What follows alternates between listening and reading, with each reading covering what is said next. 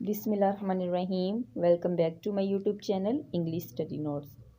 आज की इस वीडियो में हम एडन रिच की पोइम फाइनल नोटेशन की समरी को डिस्कस करेंगे। इस पोइम फाइनल नोटेशन के थीम की बात की जाए तो ये एक पेचीदा पोइम है, यानी कम्प्लेक्स पोइम है।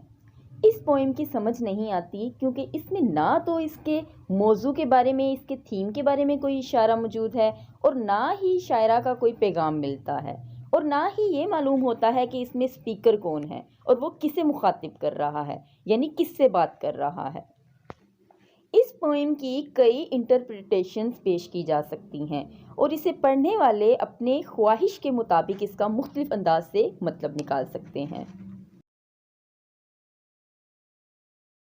कुछ क्रिटिक्स के मुताबिक इस पोइम को बहुत सी सतहों, यानी मर्द और औरत के ताल्लुकात, डॉक्टर और मरीज की ताल्लुकदारी और नौ आबादियाती ताकतों और गरीब आवाम के दरमियान पॉलिसियों को मद्देनज़र रखकर परखा जाता है। यानी कुछ क्रिटिक्स ऐसे भी हैं जो इस पोइम को male female relationship, doctor patient relationship and the policy of the colonial power with the poor Nations, यानी इनको मद्देनज़र रखकर परखते हैं। ताहम कुछ दूसरे क्रिटिक्स के मुताबिक इस पोइम को मौत के बारे में गहरा गौर-व-खोज करार दिया जा सकता है, यानी ये डेथ के बारे में मेडिटेशन है, क्योंकि आखिरी अलामती तहरीर यानी नोटेशन तो मौत से पहले ही हो सकती है। इस सतह पर देखा जाए तो स्पीकर अपने सामने वाले फर्द को मौत के बारे में अपने रद्द अमल से आगाह करता है। अब आते हैं इसकी शॉर्ट समरी की तरफ। Without clarifying the word it, the speaker in a persuasive tone says to an unidentified addressee that the under discussion activity will not be simple. However, it will finish soon.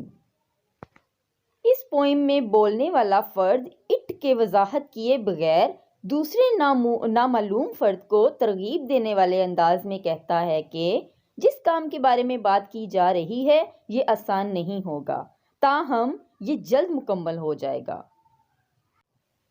That unusual activity will be so absorbing that it will make the addressee forget all the worries, even that person will forget to take breath.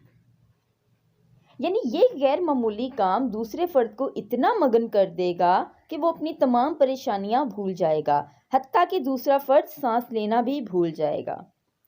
It will amuse the addressee so much that the person would love to observe it. अब ये काम दूसरे फर्द का इतना दिल बहलाएगा कि दूसरा फर्द इसका मुशाहदा करता रहना चाहेगा। For this complicated activity, a bed will be needed, but at the same time, it will be dangerous because it can take the flesh of human being. अब इस पेचीदा काम के लिए एक बिस्तर की ज़रूरत होती है, लेकिन इसके साथ साथ ये काम ख़तरनाक भी हो सकता है क्योंकि ये इंसानी गोश्त भी ले सकता है। The speaker says that the addressee is so exceptional that her presence and views cannot be resisted. Speaker कहता है कि सुनने वाला फ़र्द इतना गैर मामूली होता है कि वो वहाँ अपनी मौजूदगी और नज़रियात की मज़ाहमत नहीं कर सकता।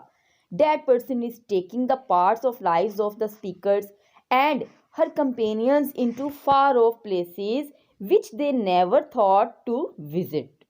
दूसरा फर्ज स्पीकर और उसके साथियों की जिंदगियों के टुकड़े दूर दराज ऐसी जगहों पर ले जा सकता है जहां जाने का उन्होंने कभी सोचा भी ना होगा।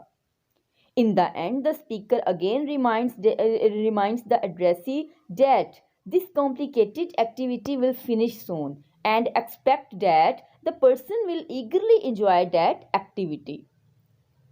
अब आखिर में स्पीकर सुनने वाले को दोबारा याद दहानी कराता है कि ये पेचीदा काम जल्द ही मुकम्मल हो जाएगा और ये तवक्को करता है कि सुनने वाले फर्द बड़े शौक से इस काम के मज़े ले रहे होंगे, यानी इससे लुत्फ़ अंदोज़ होंगे। इसके साथ ही हमारी आज की समरी यहाँ ख़त्म होती है। मिलते हैं नेक्स्ट वीडियो में एक नए टॉपिक के साथ। तब तक के लिए अल्लाह हाफिज़।